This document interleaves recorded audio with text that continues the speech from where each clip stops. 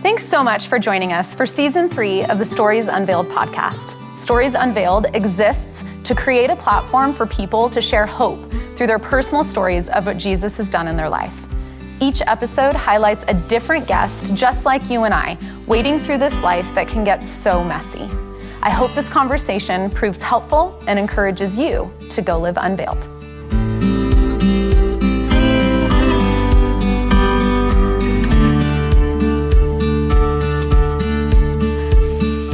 Today, Nia Mostacero is joining me in the studio. Nia is an Idaho pageant winner, currently serving as Miss Meridian. She is an advocate for young onset dementia education and awareness and serves faithfully in that community. Nia is a mom and grandma, and one of her favorite things to do is spend time with her granddaughter. I am honored to have her with me today. Thank you so much for joining me. Thank you for having me. Absolutely. Okay, so we're going to start. You have a grandbaby, which I have to say I cannot believe. I cannot believe that you are a grandma, but you have a grandbaby. How old is she? Olivia is 2 years old. Oh, such a fun season, such a fun stage. What is your favorite thing about being a grandma?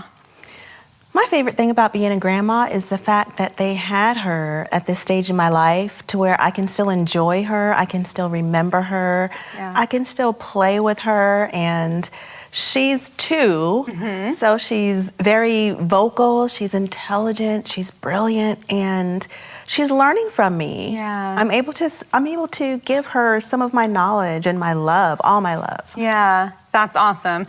We were talking just before this, but how I don't know what it's like to be a grandma, and I am excited for one day to have that happen, but is being a grandma kind of the best of both worlds, like it is being a parent, where you just get to love just unconditionally this little thing that is sort of from you, or, a little bit because it's from your child, but you don't really have to raise them. So you don't kind of have the pains of motherhood and child rearing. You kind of get the best of both worlds. Absolutely. It's sort of like you get to love your child because your child's an adult now, but you get to love them all over again and go through the stages of life with them all over again. And it's just pure love. Yeah, I love that. That's what my parents say too, because I have 3 kids, so that's what they say. That's amazing. Okay, so there's a few things that I want to talk about. You are seriously so amazing. All that you do and just everything that you have gone through and kind of your life's journey. So I kind of just want to touch on a few things. We'll start with the obvious. You are wearing a Miss Meridian sash. Tell me about that. You are Miss Meridian, is that correct? Yes, I'm Miss Meridian, Idaho, 2024. That's amazing. And I've been titled ever since September of 23. Okay, so September of 24 is when that ends, so to speak. Is that correct? Correct. Okay, and then you have to give up the sash, or do you get to keep the sash? I get to keep it. It's got all my beautiful pins. I love that. I'm keeping it. That's amazing. Can you tell me about the pageant life, just what the last year has kind of brought of being Miss Meridian, Idaho? Well, for me, it's been the biggest and greatest thing has been the sisterhood. I've gained so many sisters on this journey they're incredible. Yeah. Their platforms are meaningful. Yeah. I really do think we can solve all the world's problems if they just give it to us. I love that. I love that. That's awesome. Okay, so there's shows and there's movies and there's all sorts of stuff about, pageants and whatever. But is that just not necessarily the case? And maybe teens, maybe, I don't know, but adult women, it really is a sisterhood. They really are just kind and are cheering for each other. Absolutely. This class is incredible. We cheer for each other. We show up for each other. I think it's because we're a little bit more mature. Yeah. That we are able to see the best in each other, and we really want each other to win. Yeah, that's amazing. We all should be that way. Absolutely. In everything. What made you want to join a pageant, to participate in a pageant in this capacity?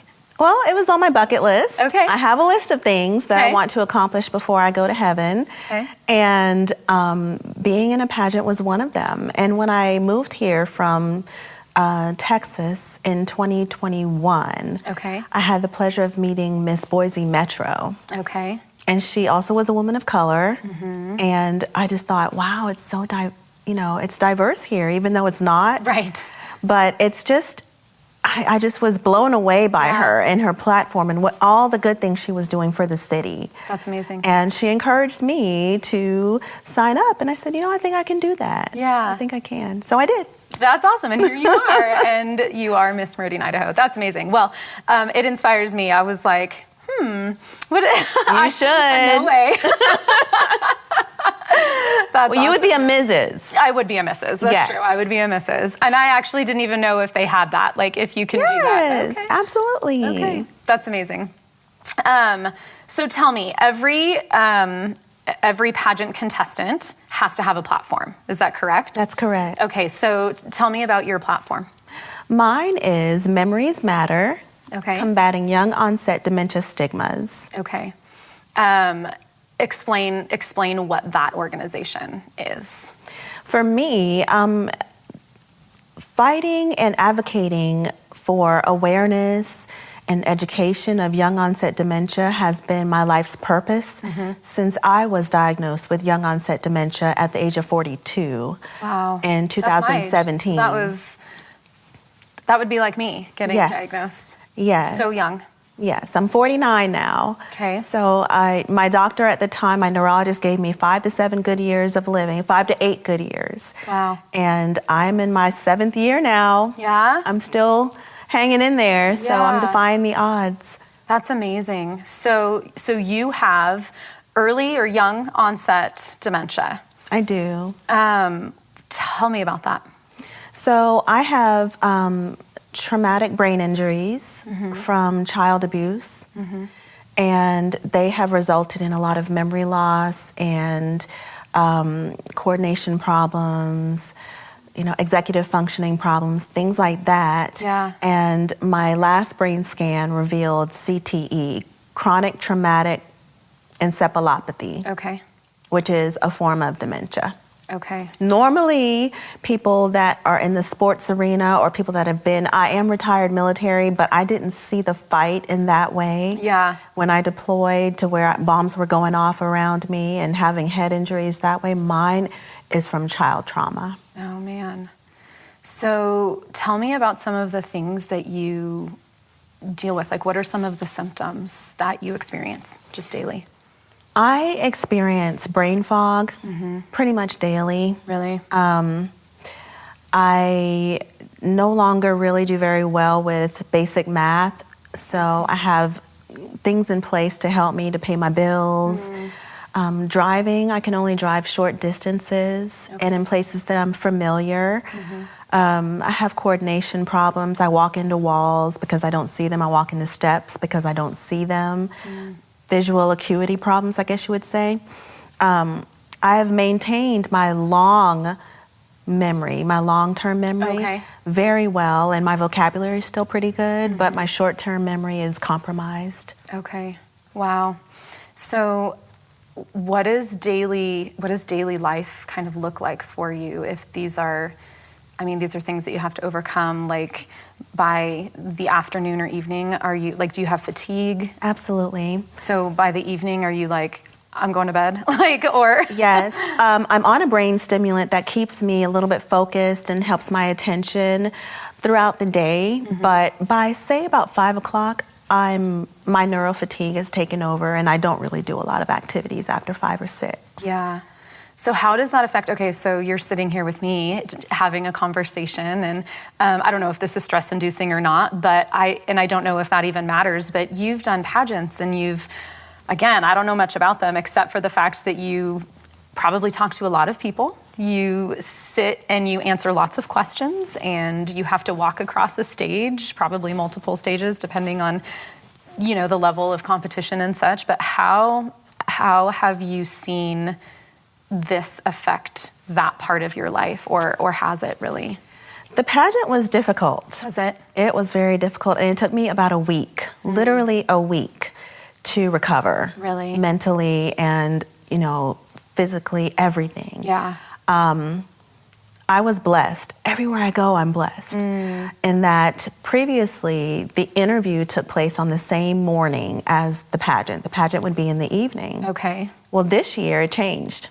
To where, Great. Yes, I prayed for it too. Yeah. Did you? I did. Because that would have been a long, hard day for you. By the end of the Absolutely. day, you'd have, like, you may not have been on your top. I wouldn't have been able performing to perform. Yeah. Exactly. But they moved the interview to Friday.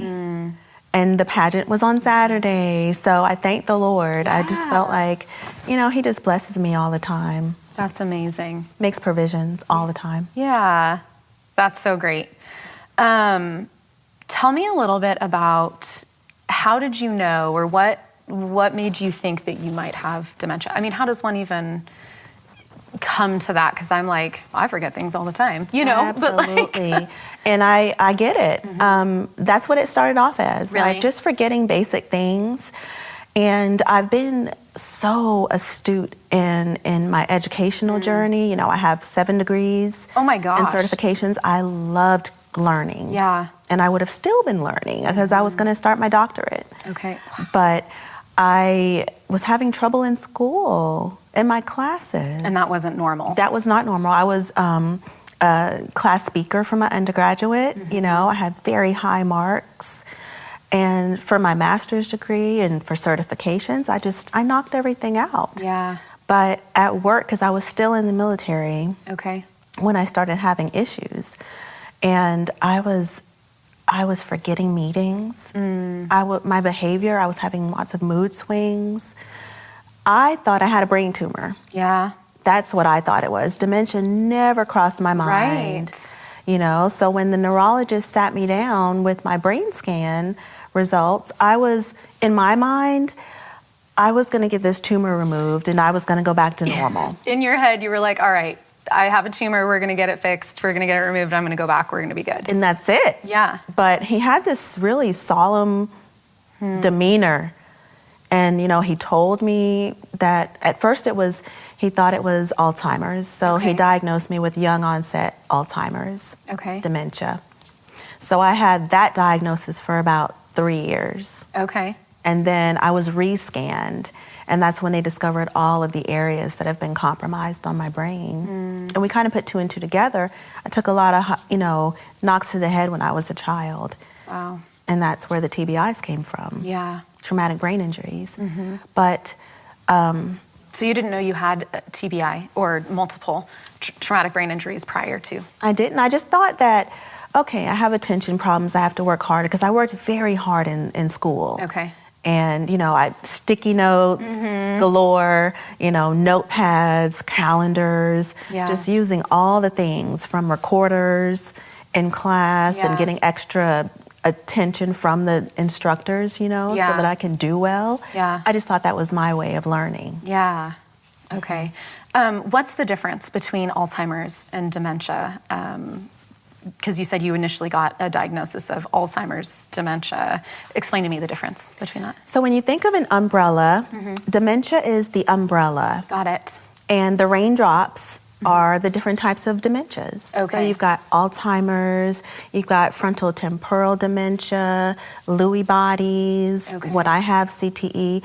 There's over 100 different types of dementias. Oh my gosh, and Alzheimer's is just one of them. It's just one. Happens to be probably one of the most known of the dementias. Yes. Got it. Okay, that's helpful. Thank you. But there's lots of us out here. Yeah. We just don't get the attention. Yeah. So that's your platform. Absolutely. For what you do with that, because obviously it's so near and dear to your heart and raising awareness and education. And so what do you do for this particular organization that you have the platform for, Miss Meridian?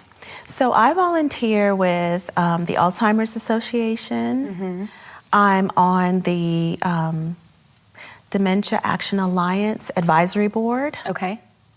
I volunteer with the National Council of Dementia Minds, and I'm a part of the Black Dementia Minds support group. Wow. Those are my dementia groups that I'm involved with, and I love it. It brings me so much joy seeing people that are like me, because you don't really, I asked my neurologist, I said, do you have anybody?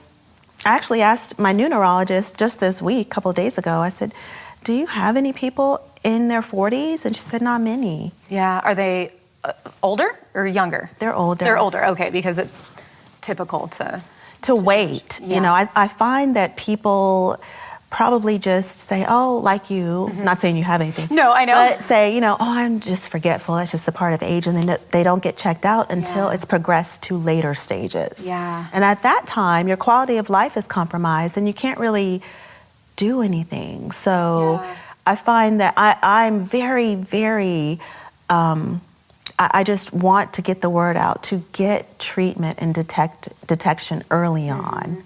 Wow. You know, so that your quality of life is good. Well, yeah, you like can get you on said, medications. They gave you 6 to 8, and here you are in your 7th year and still doing well, I'm assuming. I mean, I have my moments, right. You know, I have my challenges, but I'm not in later stages the way that he thought I would be. Yeah, praise God.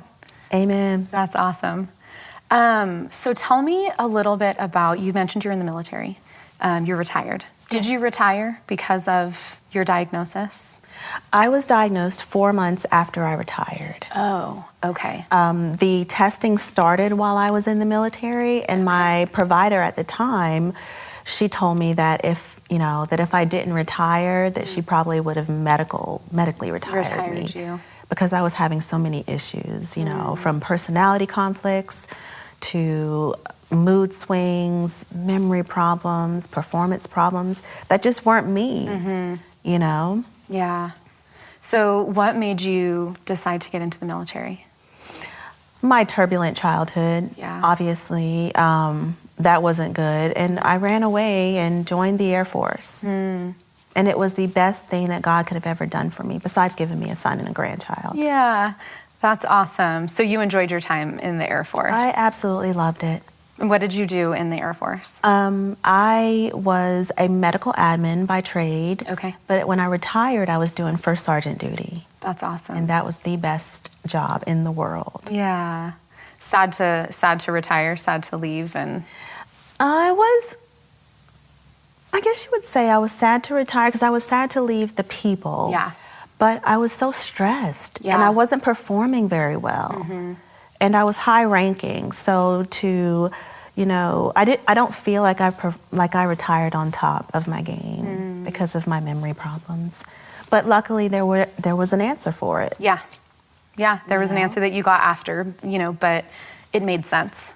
It made sense. And it was God's plan, and it was kind of the next step in what was going to happen anyways. Absolutely. So that kind of led you to where you are now. Yes. Well, tell me kind of about your faith and how just your faith has played a role in everything that you've been through.